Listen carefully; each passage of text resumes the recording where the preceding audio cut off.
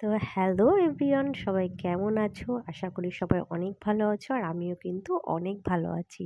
তো দেখো, আজকে কিন্তু আমরা বই উৎসবে এসেছি আর এখানটায় কিন্তু আজকে হিমেশদা আসবে। হ্যাঁ, যে হিমেশদা মানে আর কি গায়ক, তোমরা তো সবাই এখানে চিনো। বই উৎসবে এসেছিলাম আমি, আমার বর আর আমার বোন।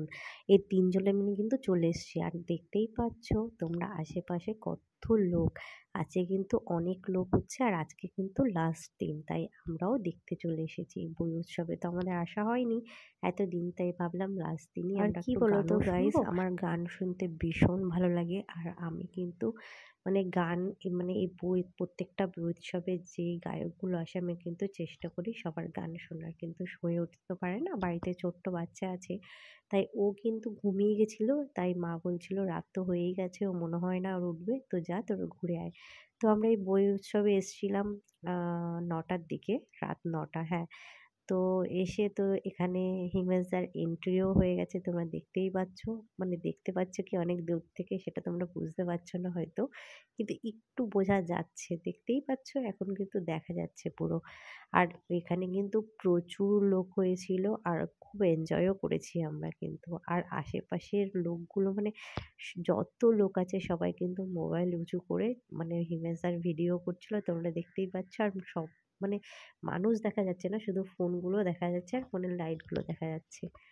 তো প্রথমে যখন এন্ট্রি নিয়েছে আমাদের খুব মজা লাগছিল যে হিমেশদা এসছে, মানে সুন্দর সুন্দর গান গাইবে, আমরা একটু মজা করব, নাচ গান করব, খুব আনন্দ হবে। তো মানে সবাই খুব স্যাড হয়ে গেছিল যে মানে হিমেশদা যে এত ভালো গান গায়, সে মানে এত বাজে একটা পারফরমেন্স দিয়েছে এখানটায়। আমরা ভাবতে পারিনি যে এরকম মানে একটা মানে শো হবে এরকম। মানে আমাদের পুরো টিকিটটাই জলে চলে গেছে। মানে এরম মানে সামনে যে এতটা বাজে শোনা যায়, মানে বলছি না, মানে আমরা গান গাই না, আমরা গানের ব্যাপারে অত বুঝি না, কিন্তু যে গান শোনে সে তো বোঝে।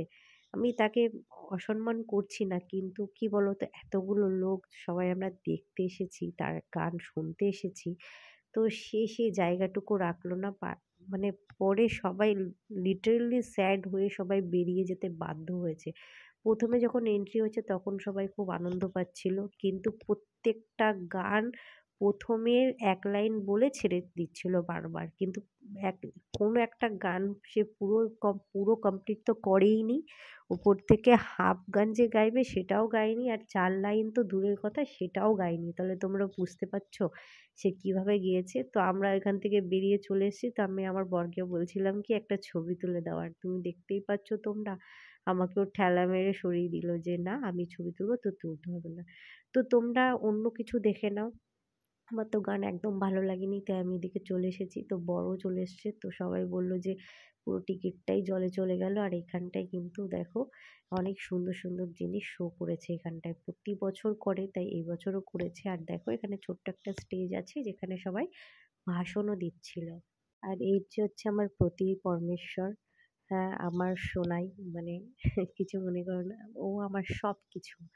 আমি একটু ফ্র্যাঙ্কলি বললাম, মানে ওর জীবনে আসার পরে না আমি যে কতটা হ্যাপি আছি শুধু আমিই জানি। আর এখানটা আমি একটুখানি মজা করছিলাম, একটু গাইছিলাম। আর কি জানো তো, একটা মেয়ে বিয়ের পরে যখন এত খুশি আনন্দে থাকে শুধুমাত্র কিন্তু তার বরের উদ্দেশ্যেই থাকে। মানে বর যদি ভালো রাখে, বর যদি ভালো হয় তাহলে কিন্তু বউ খুব ভালো থাকে আর মানে সেও কিন্তু খুব আনন্দে থাকে। তার ফেসের দিকে, তার স্মাইল দেখে তোমরা বুঝতে পারবে।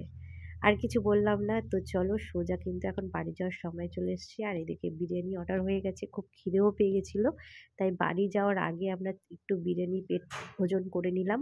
আর এদিকে বোন খাচ্ছিল আর বড় খাচ্ছিল। তো আজকের জন্য এখানেই ব্লগ শেষ করছি। আর হ্যাঁ হ্যাঁ, কোথায় যাচ্ছ তোমরা, শুনে তো যাও আমার কথা। সবাই কিন্তু সাবস্ক্রাইব করতে একদমই ভুলবে না, তাই জলদি করে সাবস্ক্রাইব করে নাও যাতে আমার সব ভিডিও তোমাদের কাছে চলে আসে।